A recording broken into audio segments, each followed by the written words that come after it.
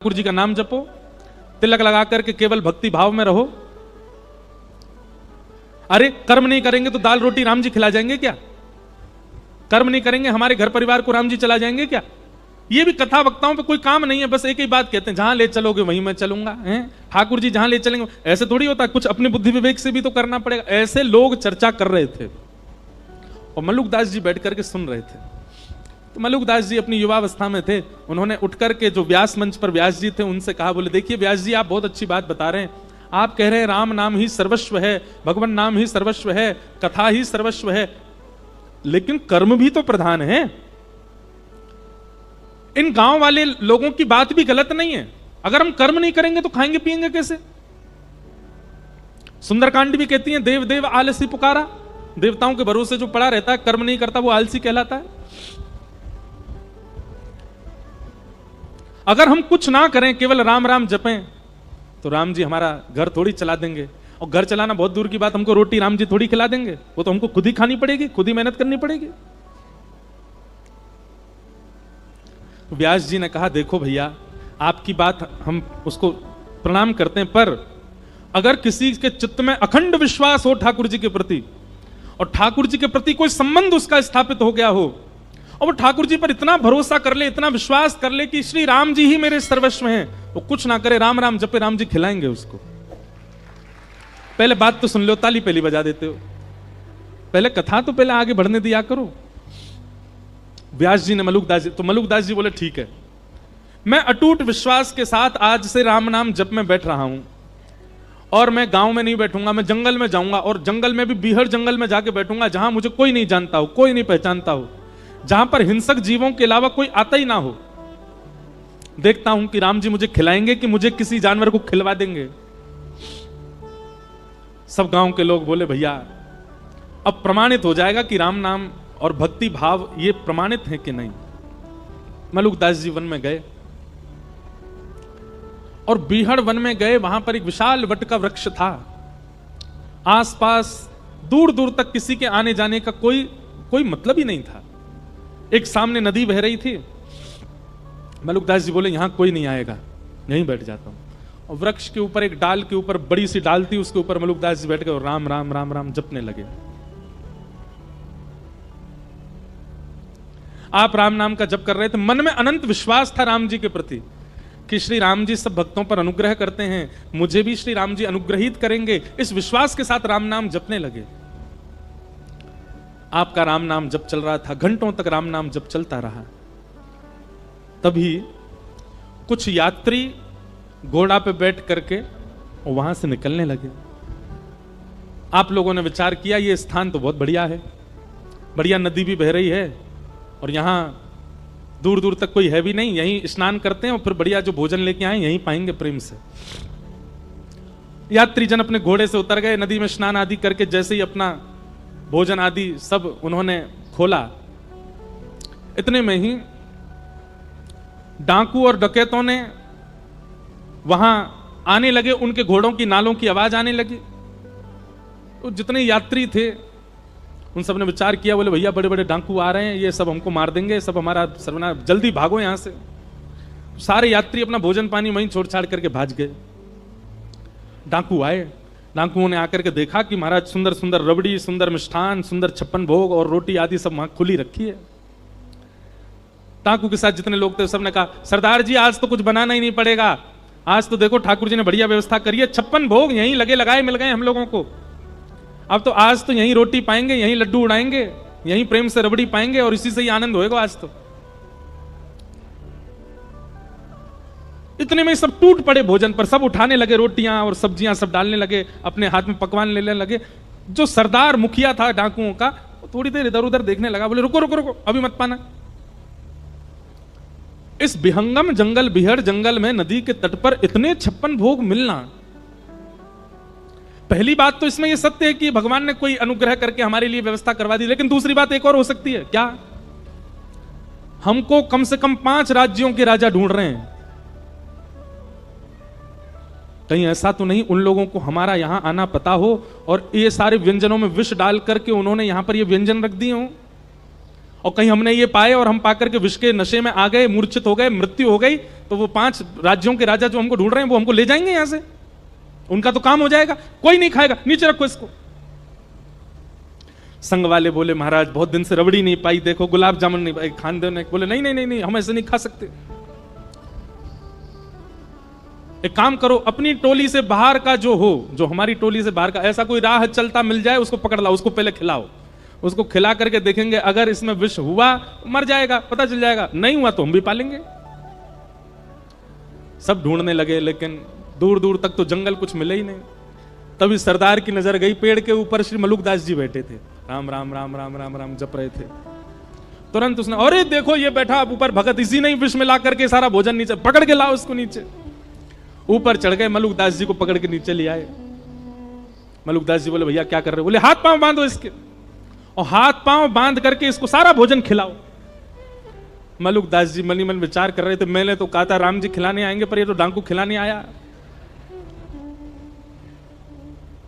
मलुकदास जी ने मुंह बंद कर लिया, मैं नहीं खाऊंगा, मैं नहीं। तभी सरदार उतरा अपने घोड़े पे से, और मलुकदास जी का मुंह इतनी जोर से पकड़ा, बोले खाएगा कैसे नहीं, ठूस ठूस के खिलाओ इसको। और सबरे लड्डू ले, गुलाब जामुन ले, रबड़ी ले, पकवान ले ले करके मलुकदास जी को खिलाए। मलुकदास जी के नेत्र सजल हो गए, बोले जय हो राघव जी, जय हो मेरे राम जी। मैंने आपसे क्या प्रार्थना की? मैंने कहा था कि नाथ राम राम जपने से यदि राघव जी भोजन करा जाएंगे तो मैं मान जाऊंगा कि भजन में बल है। आप भोजन दूर, आप तो पकवान पवा रहे हो मुझको, और पकवान भी इसने इतने विहंगम जंगल में कैसी योजना बना करके, क्या कृपा करके आप सब व्यवस्था मेरे लिए कर रहे हो नाथ। उस दिन श्री मलुकदास जी का निष्ठा हो गई, विश्वास हो गया नाम में, और उसी दिन बस निकल पड़े, श्री राम नाम के आश्रय पर ही निकल गए, और हमारे भारत भूमि को एक अद्भुत संत प्राप्त हुए, मलुकदास जी महाराज। और उन्होंने एक पद लिखा, बहुत पद हैं मलुकदास जी के, एक पद लिखा, भाई नाही बंधु नाही कुटुंब कबीलो नाही, ऐसो कोई मित्र नाही, जासो कछु लीजे, दीन बंधु दीनानाथ, मेरी सुध लीजे, दीन बंधु दीन। कहता मलुकदास छोड़ दे वीरानी आश, कहता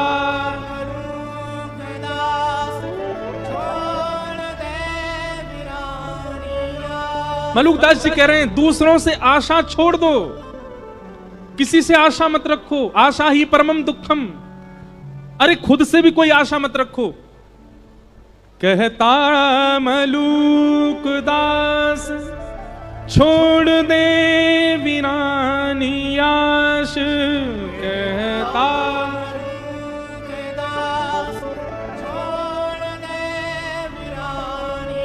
तो फिर कहां जाएं किसी से आशा ना रखें तो?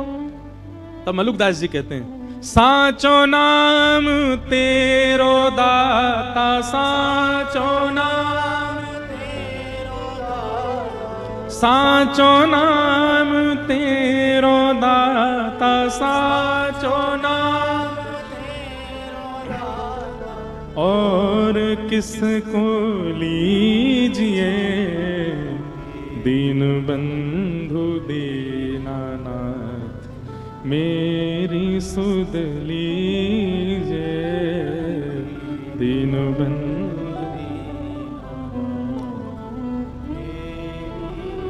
तो भैया 3 बातों की गांठ मान लीजिए।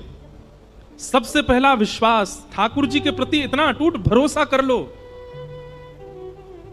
कि बस अब उतना विश्वास किसी पे है ही नहीं, बस ठाकुर जी सर्वस्व हैं। मेरे संग जो हो रहा है, मेरे परिवार के साथ जो हो रहा है, वो सब ठाकुर जी मेरी श्रेष्ठता के लिए कर रहे हैं। मेरे पैर में चोट लगी, मुझे घाटा हुआ, मेरा ये छूट गया, मुझे ये मिल गया, कोई भलाई होगी मेरी, आप विश्वास मानिएगा। जिस दिन आप इतना विश्वास भरोसा ठाकुर जी पर कर लेते हैं ना, तो गलत और अच्छा ठाकुर जी नहीं करते हमारे साथ। पर जब हम हर क्रिया को ठाकुर जी की प्रसाद समझने लग जाते हैं, तो ठाकुर जी की दृष्टि पड़ती है, देखो कुछ भी हो रहा है इसके साथ, लेकिन ये फिर भी यही मानता है कि मेरी कृपा है। तब ठाकुर जी अनुग्रह करते हैं, दृष्टि भर के देख लेते हैं और सब मंगल होने लग जाता है। इसने अपने जीवन में होने वाली हर स्थिति को भगवत प्रसाद मानो। विश्वास। दूसरा, ठाकुर जी से एक संबंध बनाओ, कुछ भी मानो। गोस्वामी तुलसीदास जी कहते हैं, तो हे मोहे नाते अनेक मानिए जो भावे।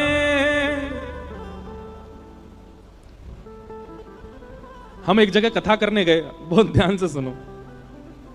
तो सुबह मिलने वाले लोग आए, बहुत सारे लोग बैठे थे। कोई कहे महाराज जी, कोई कहे गुरु जी, कोई कहे जय जय। एक चिल्ला रहा था जीजा जी। मैंने कहा भैया जे कौन सा संबंध बनाए होते ने? बोले महाराज जी मैं किशोरी जी को अपनी बहन मानता हूं और किशोरी जी हमारी ठाकुर जी की हैं। ठाकुर जी के आप भैया हो तो सगे जीजा को भैया भी जीजा ही लगे, हमारे जीजा जी। मैंने कहा वाह भैया। मैंने कहा साले साहब को माला पहना के आओ, इनके जीजा जी हैं। आप संबंध मान के तो देखो एक बार ठाकुर जी से, निभाना ठाकुर जी पे छोड़ देना, आप बस संबंध बनाओ। हम प्रमाणित कह रहे हैं मंच से, आप संबंध बनाओ, निभाने की जिम्मेवारी ठाकुर जी की है, निभाएंगे। कितने ऐसे उदाहरण, कितनी ऐसी कथाएं हैं जहां किसी ने ठाकुर जी से संबंध माना और ठाकुर जी ने निभाया। ठाकुर जी उसी भाव में उसको देखते हैं। भाई मानो, बंधु मानो, मित्र मानो, सखा मानो, गुरु मानो, प्रियतम मानो, चाचा मानो, ताऊ जी मानो, मामा जी मानो, जीजा जी मानो, जो मन करे ठाकुर जी को मानो, ठाकुर जी संबंध निभाएंगे। हमने एक कथा हर बार सुनाई है अपनी कथाओं में कि अयोध्या के एक महाराज जी थे, वो ठाकुर जी को अपना शिष्य मानते थे। वो कहते थे कि मैं वशिष्ठ कुल गोत्रीय हूं, तो इस नाते से वशिष्ठ जी के कुल में जन्मा तो राम जी मेरे चेला हैं। वो कनक बिहारी जी का दर्शन करने जाते, पूरी दुनिया हाथ जोड़ती, वो दूर से कहते खुश रहो चेला राम, तुम सदा प्रसन्न रहो, तुम पर कोई अला बला नहीं है, मेरा आशीर्वाद सदा बना रहे। महाराज जी ऐसी ऐसी घटना बताते हैं कि जब वो मंदिर में आते थे ना, अपने आप ही कुछ ऐसा होता था कि आधा पर्दा आ जाता था। बोले आधा पर्दा मतलब? बोले किशोरी जी घूंघट कर लेती थी। बोले गुरु जी आए, इनके सामने थोड़ी मुंह खोल के बैठेंगे।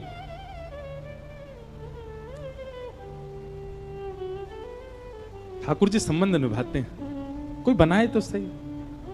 और फिर एक बात माननी पड़ेगी आपको, फिर जब आप ठाकुर जी के सामने जाओ, कई लोग संबंध बनाते हैं फिर उसका ढिंडोरा और पीटते हैं, वो नहीं करना है। मंदिर में जाके सबसे ये नहीं कहना है ये तो हमारो जीजा है, हम यहाँ के सारे हैं, हम यो हैं, ऐसे ये सब भाव ऐसे प्रकाशित मत करो, गोपनीय रखो अपने चित्त में वो भाव ठाकुर जी के प्रति।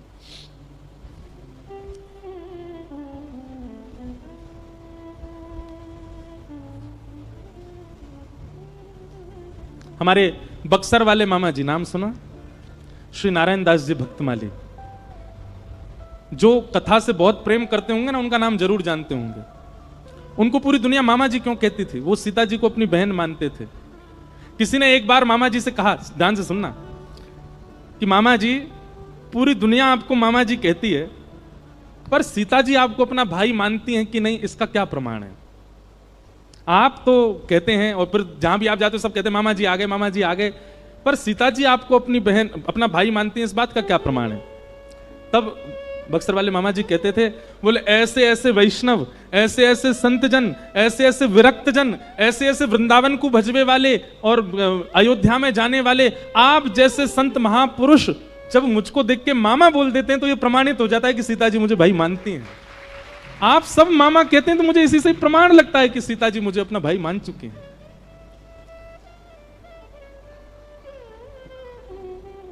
संबंध बनाओ, बिना संबंध के भक्ति में आगे नहीं बढ़ा जा सकता। ठाकुर जी आपको भगवान ही दिख रहे हैं हमेशा, आपकी भक्ति में कहीं चूक तो है, वो कोई अपने से दिखे। विश्वास, संबंध और तीसरा समर्पण, ठाकुर जी के सन्मुख। ये तीन भक्ति के सूत्र हैं। देवभूति माता ने, कपिल भगवान ने देवभूति माता के अनेक प्रश्नों के उत्तर दिए, सबको हम प्रणाम मात्र करते हैं। और तत्पश्चात देवभूति माता सिद्धता नाम की नदी बनकर के बहने लगी और भगवान कपिल जाकर के विराज गए। सारे तीर्थ बार बार, गंगा सागर एक बार। आज भी कपिल भगवान गंगा सागर में विराजते हैं और वहां आज भी विरक्तों को, आज भी वैष्णवों को, आज भी प्रबल भक्ति यौगिकों को ठाकुर जी दर्शन देते हैं आज भी। इस प्रकार कपिल भगवान के चरित्र को हम प्रणाम करते हैं। आगे आकुति माता का प्रसंग सुनाया गया और प्रसूति माता के पुत्री, सबसे छोटी पुत्री सती हुई। सती का विवाह महादेव के साथ में हुआ। इस प्रकार आकुति, देवभूति, प्रसूति तीनों के प्रसंग कहे। अब हम थोड़ा सूक्ष्म में कह के चलें क्योंकि ठाकुर जी का उत्सव करना है। ध्रुव चरित्र सुनाया गया। राजा उत्तानपाद के पुत्र हुए ध्रुव। बहुत सावधानी से सुनो। ध्रुव जी महाराज का चरित्र सबने सुना है, पर ध्रुव जी की स्तुति जो वो भगवान से करते हैं, उस स्तुति में ध्रुव जी महाराज एक बात कहते हैं जो प्रत्येक वैष्णव को पालन करनी चाहिए। ध्रुव जी महाराज भगवान की स्तुति गाते हुए एक बहुत सुंदर बात कहते हैं। क्या? कि भक्ति मुहु प्रवहतां त्वयि में प्रसंगो भूयादनन्तमहतां ममलाशयानां येनाञ्जसोल्वणुमुरुव्यसनं भवाब्धिं निश्चे भवद्गुण कथामृत पान मत्त। सब लोग इधर देखो, सावधानी से सुनो। ध्रुव जी कहते हैं, बोले मुझे आपकी भक्ति कैसे करनी है नाथ? तब कहते हैं, बोले व्यसनम भवाब्धिम निश्चय भवद गुण कथामृत पान मत्त। व्यसनी, किसी घनघोर व्यसनी व्यक्ति से मिले हो आप कभी? घनघोर व्यसनी मतलब पीता ही रहता हो। अच्छा चलो, पीने वाले तो दूर कर दो, और भी व्यसनी होते हैं। कैसे कैसे? ये वाले व्यसनी हो या ये वाले व्यसनी हो, ऐसे व्यसनियों से तो मिले ही होंगे। व्यसनी का स्वभाव देखा आपने? उसकी स्थिति क्या होती है? जैसे जो पीने, बीड़ी वगैरह पीने वाले होते हैं, उनको देखो, सुबह उठेंगे, अब उठ गए थोड़ी पी लो, अब नहा के आ गए थोड़ी सी फिर पी लो, नाश्ता कर लिया फिर पी लो, बाल भोजन कर लिया फिर एक कस लगा लो, चाय पी ली फिर पी लो, रात में भोजन कर लिया फिर पी लो, सोते सोते एक बार और पी लो। वो पूरे दिन में कोई ना कोई बहाना बना करके अपने व्यसन को भोगता है। पीने वाले जो होते हैं उनको देखो, आज मैं बहुत दुखी हूं, आज तो पीऊंगा। अरे आज तो मैं फर्स्ट आया हूं अपनी क्लास में, बच्चों को पार्टी दूंगा, सबको पिवाऊंगा। ऐसे होते हैं बच्चे। आज तो मेरे बुआ के बच्चे आए हैं, आज तो मैं पीऊंगा। मेरी प्रियसी छोड़ के चली गई, गम में पीऊंगा। वो गम में भी व्यसन भोगता है और सुख में भी व्यसन भोगता है, और कुछ नहीं तो बहाना निकाल करके व्यसन भोगता है। आज सारे मित्र मिले हैं, सब पिएंगे, आज मैं अकेला हूं, अकेला मन नहीं लग, क्या करें, पिएंगे। सब काम से पीना उसकी प्रायोरिटी होता है। वही बात यहां पर श्री ध्रुव जी महाराज कहते हैं, बोले मैं आपकी भक्ति कैसे करना चाहता हूं? बोले जैसे व्यसनी व्यक्ति व्यसन भोगता है, उसको हर बात में घूम फिर के कुछ नहीं दिखता, बीच में आकर के एक ही चीज दिखती है, क्या? व्यसन। अच्छा चलो, हमने गंदे गंदे व्यसनों की बात कर ली। एक अच्छा व्यसन है, क्या? चाय। सुबह उठ गए, क्या करो? चाय पी लो। नहा के आ गए, अब क्या करो? चाय पी लो। भोजन कर लिया, अब क्या? अब तो चाय पिला दो। सिर में दर्द हो रहा है, क्या करोगे? चाय पिला दो। बहुत अच्छा मौसम हो रहा है, चाय बना दो। क्या हो गया? बोले करोड़ों का नुकसान हो गया। बोले क्या? थोड़ी चाय बना दो बस, आप तो बहुत प्रेशर है सिर पे। बुखार चढ़ गया है, थोड़ी चाय पिला दो। थक गए हैं, चाय पिला दो। आज दिन बहुत अच्छा है, थोड़ी चाय पिला दो। व्यसनी व्यक्ति हर चीज में घूम घाम करके चाय पर आता है। ऐसे ही भक्त को होना चाहिए। सिर में दर्द हो रहा है, क्या करें? थोड़ी नाम जप कर लें। आज बुखार चढ़ गया, आज 3 नाम ज्यादा जपूंगा मैं। आज मेरा दिन बहुत अच्छा, लाओ माला झोली लेके आओ, नाम जप कर लूं थोड़ा सा। हमको करोड़ों का नुकसान हो गया, क्या करें? तो दोनों बैठ के नाम जप करेंगे, चल। अरे आज तो बहुत अच्छा हुआ भैया, हमको हमारी लॉटरी लग गई, इतना पैसा मिला, अब क्या करें? बैठेंगे, पार्टी वाला नाम जप करेंगे, सबरे मिलके नाम जप करेंगे, कीर्तन करेंगे। ऐसी भक्ति ध्रुव जी मांग रहे हैं ठाकुर जी से। बोले कैसी भक्ति चाहिए? तब कहते भक्ति मुहु प्रवहताम त्वयि में प्रसंगो भूयाद अनंत महताम अमलाशयानाम येनांजसौल वणमुरु व्यसनम भवाब्धिम निश्चय भवत गुण कथामृत। अच्छा, यहां पर नाम जप का व्यसन नहीं मांगा। ध्रुव जी कह रहे हैं आपकी कथा सुनने का व्यसन लग जाए मुझको, आपकी कथा सुनने का मुझे व्यसन हो जाए। होड़ लगी है व्यसनियों में और भक्तों में, लेकिन भक्त पीछे छूट जाते हैं, व्यसनी भाग जाता आगे। ऐसा भजन, ऐसा नाम जप, ऐसी ठाकुर जी की कथा में रति लगाओ, व्यसनी पीछे छूटे, हम आगे जाएं। बुआ के बच्चे घर आए हैं, खुशी में क्या करोगे? मॉल घूमने जाओगे? नहीं, कथा चल रही है पंचमुखी हनुमान जी सुनने चलेंगे। सब बुआ के बच्चों को लेके आ गए, कथा सुनो। आज मित्र मिले हैं सारे बहुत साल बाद, क्या करोगे? बोले कथा चल रही है, कथा में चलो। संकीर्तन हो रहा है, वहां चलो। पंचमुखी हनुमान जी की आरती करने चलो। ऐसी स्थिति बनाइए ना, व्यसन के रूप में ठाकुर जी को विराजमान कर लो। ये बात श्री ध्रुव जी महाराज ठाकुर जी से कह रहे हैं। योऽन्तः प्रविश्य मम वाचमिमां प्रसुप्तां संजीवयत्यखिल शक्तिधर स्वधाम्ना अन्यां सहस्त्रचरण श्रवणत्वगादीन् प्राणान्नमो भगवते पुरुषाय तुभ्यम। अच्छा, किसी ने प्रश्न किया इतना क्यों भजे हम ठाकुर जी को? तो श्री ध्रुव जी महाराज कहते हैं हमारे नेत्रों को देखने की शक्ति उन्होंने प्रदान की, कानों को सुनने की शक्ति उन्होंने प्रदान की, हाथों को कर्म करने की शक्ति उन्होंने प्रदान की, पैरों से चलने की शक्ति उन्होंने प्रदान की। अरे भैया, आपके दूषित समय पर, आपके भयंकर समय पर यदि कोई 1-2 लाख रुपए आपको दे दे तो आप जीवन भर उसका एहसान मानते हो। पर जिस व्यक्ति ने हमको चलने के लिए पांव दे दिए, कर्म करने के लिए हाथ दे दिए, सुनने के लिए कान दिए, देखने के लिए नेत्र दी, बोलने के लिए वाणी दी, क्या हम जीवन भर उसका नाम गा करके, कीर्तन करके, नृत्य करके, परिक्रमा करके उनको धन्यवाद नहीं कह सकते? अपने सर्वांगीण अंग से ठाकुर जी को धन्यवाद कहो। हमारा जन्मदिन था, दुनिया भर के लोग दुनिया भर का सामान लाए। तभी एक व्यक्ति ने मुझसे पूछा, ये सत्य बात है, विदेश की बात है, तो एक माता जी ने पूछा आज आपको इतने सारे गिफ्ट मिले महाराज जी। मैंने कहा सबसे अच्छा किसका था? तो वो तब की बात है, मैं 22-23 साल का हुआ था। तो मैंने कहा माता जी, आज से 23 साल पहले सबसे अच्छा गिफ्ट ठाकुर जी ने दिया, ये शरीर। इससे बढ़िया गिफ्ट कुछ नहीं मिला। मैंने कहा आप क्या लेके आई थी मेरे लिए? बोले हम चश्मा लेके आए हो। मैंने कहा ठाकुर जी ने आंखें नहीं दी होती तो? एक बोले अंधे भी तो चश्मा पहन लेते हैं। मैंने कहा चलो ठीक है, ठाकुर जी ने कान ही नहीं दिए होते, कहां टांगता उस चश्मा को मैं? आप मेरे लिए जूता लेके आए, ठाकुर जी ने पाँव ही नहीं दिए होते। आप मेरे लिए घड़ी लाए, हाथ ही नहीं दिए होते। तो सर्वांगीण सामग्री दुनिया आपको देती है, पर ठाकुर जी ने शरीर ही नहीं दिया होता तो?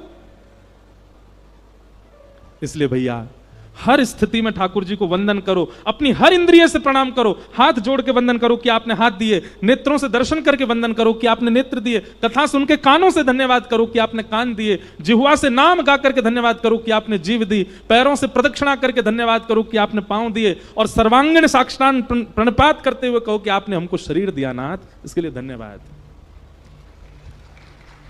अपने जन्मदिन पर हम उत्सव इसलिए नहीं मनाते कि हम इतने वर्ष के हो गए।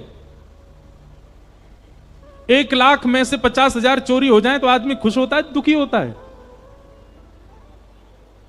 100 साल की आयु ठाकुर जी ने दी, वो भी कंफर्म नहीं है 100 ही साल हैं, 80 भी हो सकते हैं, 70 भी हो सकते हैं, और उसमें से 20-25 घट जाते हैं, हम खुशी मनाते हैं। इस बात का उत्सव नहीं है। इस बार हमारा जन्मदिन मना रहे थे वृंदावन में, तो एक ने मुझसे कहा आप मना करते हैं कि अपना जन्मदिन क्यों मनाना, जीवन घट रहा है। मैंने कहा हम इसलिए उत्सव मना रहे हैं कि नाथ 25 वर्ष पहले आपने एक वाणी दी थी, जिस वाणी से मैं केवल आपको ही गा रहा हूं, इस वाणी को देने का उत्सव मना रहा हूं। 25 वर्ष पहले ये जीव मिली थी, 25 वर्ष पहले हाथ मिले थे, इन हाथों से मैं ठाकुर जी की सेवा कर रहा हूं, तो इन हाथों को पाने की खुशी मना रहा हूं कि इनसे सेवा कर पाता हूं। पैर मिले थे, इनसे प्रदक्षिणा, इन सब देह से मैं ठाकुर जी की सेवा कर पा रहा हूं, इसलिए उत्सव मन रहा है। उत्सव मनाने का अधिकार ही उसी को है अपने जन्मदिन पर, जो अपने देह से ठाकुर जी को निवेदित करता हो, और किसी को नहीं है। भोपाल वाले तो घूम फिर के ताली बजा देते हैं, ध्रुव जी महाराज ने ठाकुर जी की स्तुति गाई। तत्पश्चात ध्रुव जी के वंश में राजा अंग हुए, इनके बेटा बैन हुए, बैन को ऋषियों ने मार डाला था। इनके पुत्र के रूप में भगवान पृथु जन्मे। भगवान पृथु ने ही इस धरती को हमारे योग्य बनाया, इसीलिए इस धरती का नाम पृथ्वी पड़ा। भूगोल खगोल आदि का सबका वर्णन किया गया, नरकों का वर्णन किया। तत्पश्चात अजामिल की कथा सुनाई। इसी बीच में रहुगण भरत संवाद, बहुत सुंदर संवाद है, उसको भी सुनाया गया। अब हम सूक्ष्म में सबको प्रणाम कर रहे हैं बस। तत्पश्चात हमारे अति प्रिय, जिनका प्रसंग मुझे बहुत प्रिय लगता है, ऐसे वृत्रासुर की कथा सुनाई गई, जिन श्री वृत्रासुर जी ने 4 श्लोकों में भक्ति की वह पराकाष्ठा प्रस्तुत कर दी जो कोई नहीं कर पाया। श्रीमद् वल्लभाचार्य जी महाराज ने वृत्रासुर के इन 4 श्लोकों को ही पुष्टि संप्रदाय कहा। यही 4 श्लोक ही भक्ति पथ हैं। हम श्लोकों का अर्थ नहीं करेंगे, पर एक श्लोक गा देते हैं। अहम हरे तब पादैकमूल दासानुदासो भवतास्म भूय मनस्मरेता सुपतेर्गुणांस्ते गृणीत वाक्कर्म करोतु काय न नाकपृष्ठं न च पारमेष्ठं न सार्वभौमं न रसाधिपत्यं न योग सिद्धेर पुनर्भवं वा समंजसत्वा विरहय्य कांक्षे अजात पक्ष इव मातरम खगास्तन्यम यथा वत्सतरा क्षुधार्ता प्रियम प्रियैव व्युषितं विशलना मनोरविंदाक्ष दृदीक्षते त्वाम। बोलो भक्तवत्सल भगवान की। वृत्रासुर ने भगवान की स्तुति गाई। तत्पश्चात भागवत में प्रहलाद जी का चरित्र आया। हिरण्यकश्यप के यहां पर भक्त प्रहलाद का प्रादुर्भाव हुआ। पिता के पूछने पर प्रहलाद जी महाराज ने अपने भीतर छिपे हुए उस भाव को प्रकट किया, नवदा भक्ति का वाचन किया। श्रवणम कीर्तनम विष्णु स्मरणम पाद सेवनम अर्चनम वंदनम दास्यम सख्य आत्मनिवेदनम। 9 प्रकार की भक्तियों का वर्णन किया। हिरण्यकश्यप को क्रोध आया, अपने पुत्र को किसी भी प्रकार मारने की आज्ञा सैनिकों को दे दी। हर प्रकार का प्रयास किया पर सैनिक प्रहलाद जी को नहीं मार पाए। तब अंत में हिरण्यकश्यप ने ही प्रहलाद जी महाराज से कहा कि कहां है तेरा हरि? बोले खंबायु यज्ञिम सलिलम महिम च ज्योतिंसि सत्वानि त्रिशो द्रुमादीन। सब में है वो, इसलिए पिताजी सबको प्रणाम है, वो आप में भी हैं, मुझ में भी, हम सब में विद्यमान हैं। हिरण्यकश्यप ने कहा अच्छा इस खंभ में है? बोले हाँ इसमें भी है। जैसे ही खंभ का भेदन किया, खंभ भेदन करके भगवान नृसिंह प्रकट हो गए। बोले नृसिंह भगवान की। सब लोग हाथ जोड़ करके नृसिंह भगवान को प्रणाम करो। सत्यम विधातुम निज भृत्य भाषितम व्याप्तिं च भूतेष्वखिलेषु चात्मनः अदृश्यतात्यद्भुत रूपमद्वहं स्तंभे सभाया न मृगम न मानुषम। भगवान नृसिंह प्रकट हुए, हिरण्यकश्यप के साथ युद्ध करके उन्होंने उसका वध किया। कई देवी देवताओं ने आकर के भगवान की प्रार्थना की पर भगवान का कोप शांत नहीं हुआ। तब श्री प्रहलाद जी ने जाकर के भगवान की स्तुति की। बहुत सुंदर स्तुति प्रहलाद जी की। प्रहलाद जी भगवान से जाकर के कह रहे हैं, थोड़ा सा ये सुन लें फिर हम कृष्ण जन्म में चलेंगे, कि ब्रह्मा दय सुरगुणा मुनयोथ से सत्वैकतानमतयो वचसां प्रवाहे नाराधितुं पुरगुणैरधुनापि पिप्रो किम तुष्टुमर्हति समे हरिरोग्रजाते। पिताजी भगवान का क्रोध शांत नहीं हुआ था। ब्रह्मा आदि देवता चिंता कर रहे हैं कि नाथ का क्रोध यदि शांत नहीं हुआ तो नूतन प्रलय हो जाएगा। तभी ब्रह्मा जी ने कहा कि जिसके लिए आए हैं उसकी स्तुति से ही शांत होंगे। तब प्रहलाद जी ने जाकर के भगवान के सामने स्तुति गाई, छोटे से प्रहलाद जी, और भगवान से कह रहे हैं नाथ ब्रह्मादि देवताओं की जैसी लच्छेदार वाणी नहीं है मेरे पास, इतना सुंदर शब्दकोश नहीं है मेरे पास कि मैं कुछ कह करके आपको रिझा सकूं। अरे छोटा सा बालक हूं, मेरे तो विचार भी इतने शुद्ध नहीं है, मैं तो अभी केवल खेल खेलना जानता हूं। लेकिन फिर भी नाथ मैं आपके श्री चरणों में प्रणाम करता हूं कि आप कृपा करने के लिए मेरे यहां आए, ऐसे बालक के यहां आए जिसका कुल खानदान परिवार और यह बालक भी आपके स्पर्श के योग्य नहीं है। ये अपवित्र कुल आपके योग्य नहीं है नाथ, फिर भी आप कृपा करने के लिए आए, उसके लिए धन्यवाद। प्रहलाद जी के एक वचन सुनते ही ठाकुर जी ने प्रहलाद जी को गोद में उठा लिया, अंक में भर लिया, जीभ निकाल करके चाटने लगे और प्रहलाद जी से कहने लगे, प्रहलाद मैंने आने में यदि विलंब किया हो तो मुझे क्षमा कर देना। प्रहलाद जी महाराज गोद में बैठे हैं ठाकुर जी के। भगवान नृसिंह कहते हैं, प्रहलाद पूरा ब्रह्मांड देवी देवता सब मेरे रूप को देख करके डर के भागते हैं, तुझे डर नहीं लगता मेरे रूप से? प्रहलाद जी बहुत अच्छी बात कहते हैं, बोले नाथ सत्य पूछें तो मुझे भय नहीं लगता, और मुझे भय इसलिए नहीं लगता क्योंकि जब से आप आए हैं मेरी दृष्टि केवल आपके कोमल चरणार विंदों को देख रही है, मैंने आपका मुख देखा ही नहीं है। मैं केवल आपके चरणार विंदों का दर्शन कर रहा हूं, इसलिए मुझे भय नहीं लगता नाथ।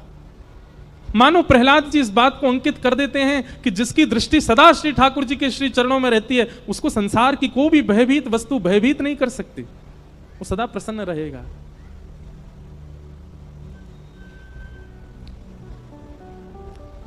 हम अपना प्रत्यक्ष अनुभव बताएं।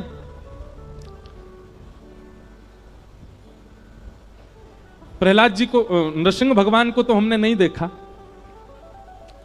पर आपके भोपाल के आसपास जंगल बहुत है, तो यहां हमने बाघ देखे हैं। और हमारे मुदगल जी बैठे हैं, यही हमको ले गए थे बाघ दिखाने। इनको पता है, जब भी हम गाड़ी में बैठते थे तो कोई पता तो होता नहीं दिखेगा कि नहीं, गाड़ी में बैठते ही मैं यही श्लोक गाता था प्रहलाद जी का, और इस भाव से नहीं कि हम जानवर देखने जा रहे हैं, हम बाघ देखने जा रहे हैं, यही भाव रखते थे। हे नृसिंह भगवान आप कृपा करना, हम आपसे कुछ मांगना नहीं चाहते, आपके पास भी नहीं आएंगे, नहीं तो आप तो ऐसा प्रसाद दोगे कि बस हमको बस आपका दर्शन करना है। और तब हम दोनों ही बैठ करके गाड़ी में गाते थे, सत्यम विधातुम निज भृत्य भाषितम व्याप्तिम च भूते स्वखिलेषु चात्मना अदृश्यतात्यद्भुत रूप मद्वहम स्तंभे सभाया न मृगम। और हम 3 दिन गए, तीनों दिन हमको बाघ जी के दर्शन हुए, नृसिंह भगवान के दर्शन हुए। जो हमारी गाड़ी चलाने वाले थे वो भी कहते, बोले महाराज जी आप कुछ तो मंत्र फूकते हो।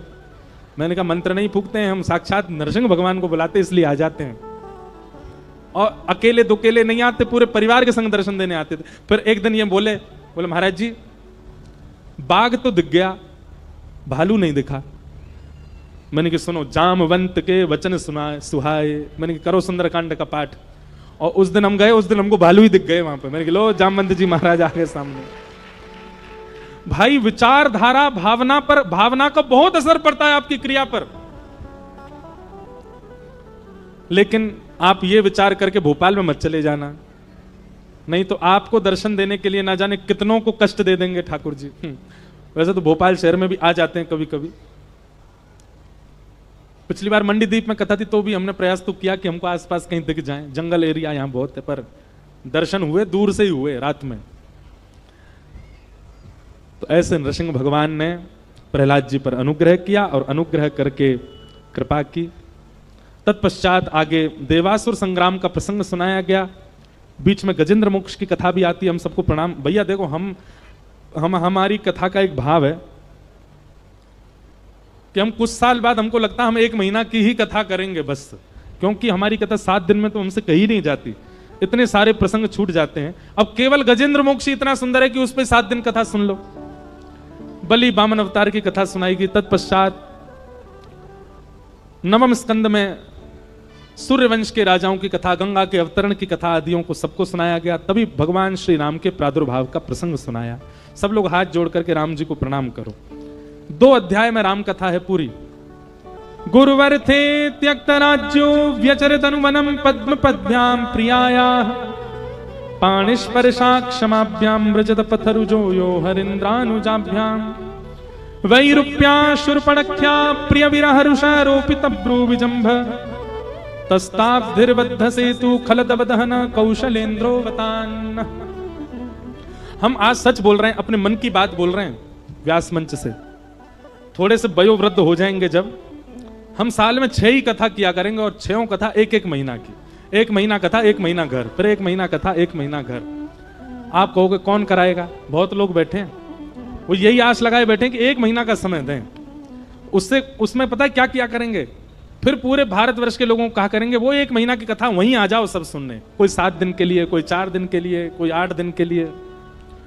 और उसमें फिर आनंद विस्तार से कहने का जो सुख मिलेगा वो अद्भुत होगा। वैसे देखो, सप्ताह कथा का विधान क्यों बना पता है? क्योंकि परीक्षित के पास 7 ही दिन थे। सुखदेव जी को 7 ही दिन में कथा सुनानी है, परीक्षित को क्योंकि 7वें दिन तक्षक सर्प डस देगा, इसीलिए सप्ताह कथा का नियम बना, क्रम बना। बाकी कथा सप्ताह ही होनी चाहिए ऐसा आवश्यक नहीं है।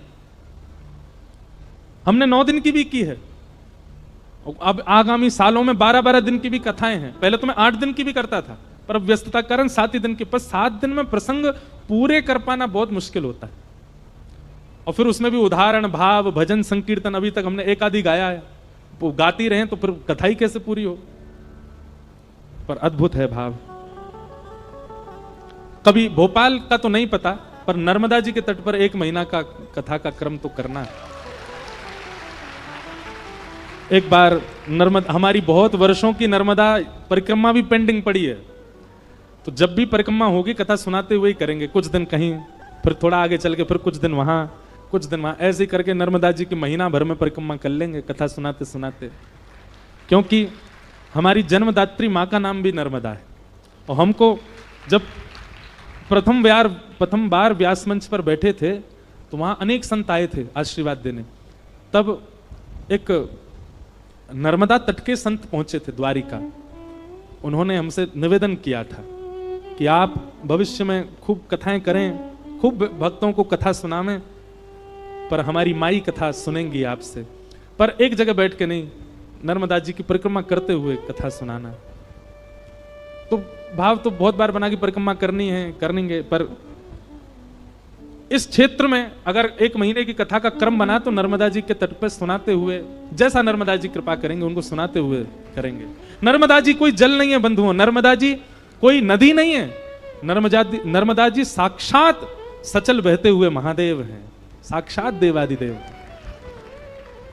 किसी को महादेव का साक्षात्कार करना हो, श्री नर्मदा जी को प्रणाम करो, नर्मदा जी को वंदन करो।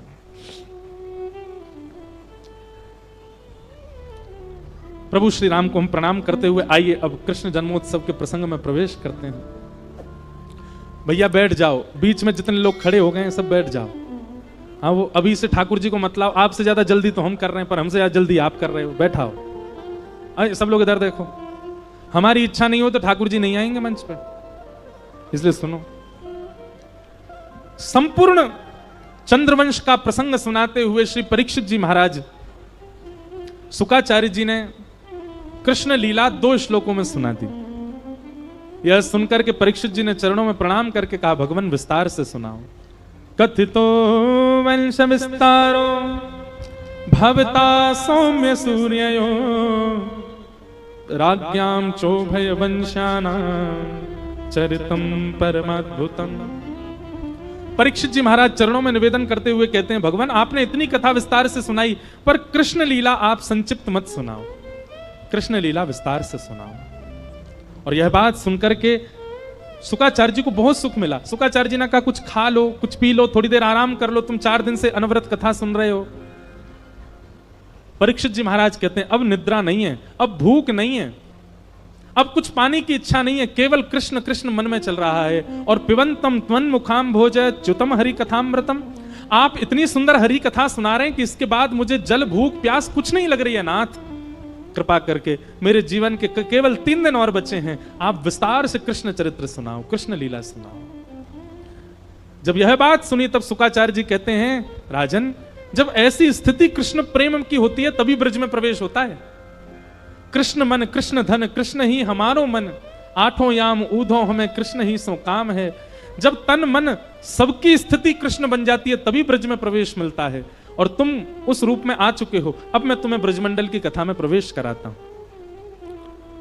वसुदेव गृहे साक्षात भगवान पुरुष पर, जनिष्यते तत्प्रियार्थम सबवन्तु सुरस्त्रिय।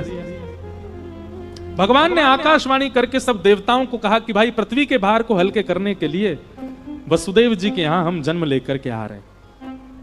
सभी देवी देवताओं ने अनेक अनेक रूप धारण करके ब्रजमंडल में अपना वास कर लिया। कंस अपनी चाचा की पुत्री अपनी बहन देवकी का ब्याह सूरसेन के पुत्र वसुदेव जी से कर देते हैं और अपनी बहन को विदा करने स्वयं जाते हैं। तभी आकाशवाणी होती है कि जिस बहन को तुम विदा करने जा रहे हो इसी का 8वां गर्भ तुम्हारा काल होगा। यह घोषणा सुनकर के अपनी बहन को मारने के लिए तलवार जैसे ही निकाली, वसुदेव जी ने चरण पकड़े। महाराज कंस, बहन को मत मारो, तुम्हारे काल बहन के पुत्र हैं, हम वचन देते हैं जितने बालकों को जन्म देंगे सब तुमको प्रदान कर देंगे। 6 बालकों को कंस ने मार दिया, 7वें बालक के रूप में बलराम जी आए, पर बलराम जी ने योग माया का आश्रय लिया तो योग माया ने उनको स्थानांतरित कर दिया। 8वें बालक के रूप में भगवान श्री कृष्ण पधार रहे हैं। कंस ने सैनिक बढ़ा दिए, सुरक्षा बढ़ा दी, 8वां बालक जन्म लेने वाला है। लेकिन कंस की खुद की स्थिति कैसी है? कंस रोज कारागृह में अपनी बहन को देखने जाता है, पर बहन को देख करके उसके चित्त में दया उत्पन्न हो जाती है, उसके चित्त में प्रेम उत्पन्न हो जाता है। क्यों? जिसके चित्त में ठाकुर जी हैं उसका दर्शन ही कई संशयों का समाधान है। बंधुओं, कई संत ऐसे हैं, कई रसिकजन ऐसे हैं, कई नाम जापक ऐसे हैं कि उनकी उपस्थिति मात्र से आपकी नकारात्मकताएं दूर हो जाती हैं। इसका मतलब क्या है? उनके चित्त में ठाकुर जी विराज रहे हैं, तभी उनकी उपस्थिति, उनकी वाणी, उनका प्रभाव आपको वृंदावन की ओर खींचता है। कंस अपने सैनिकों से कहता है, सुनो, मैं नीचे जाता हूं बहन से मिलने, तो मुझ में बहुत दया आ जाती है, बहुत करुणा आ जाती है, मेरा मन होता है कि मैं इसको मुक्त कर दूं, पर मुझे लगता है ये मायावी उस बालक का ही प्रभाव है, वही मेरे ऊपर ऐसा भाव कर देता है कि मुझे दया आ जाए। मेरे अंदर ज्यादा दया आती है, मुझे खींच करके ऊपर ले आया करो, कहीं मैं अपनी बहन को मुक्त ना कर दूं। धीरे धीरे भादों का महीना आया, मंदम मंदम जलधरा, अष्टमी तिथि, और जैसे ही मध्य रात्रि हुई ऐसी पवन बहने लगी कि उस पवन के स्पर्श से सबको गहरी निद्रा आने लगी, सब गहरी निद्रा में चले गए।